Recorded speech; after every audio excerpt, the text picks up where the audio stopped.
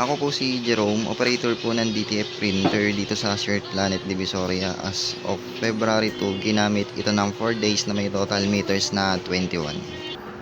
Ito po ang printer head area. Ang huling palit po nito ay noong August 2024. Ito po ang wiper at capping na may 80% good condition. Head clean.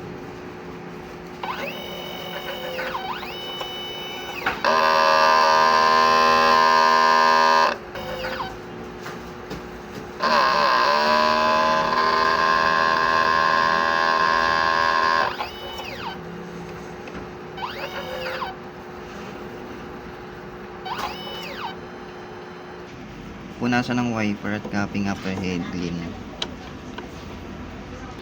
Ito po ang nozzle check, buo naman po. Ink system, tama pa ang level. Waste tank nakaka-dispose lang. Ito po ang ABR at wala po kaming ground wire. Ito po yung stocks ko ng CMYK. Venus ink, white ink, DTF powder, DTF film, production log, checklist.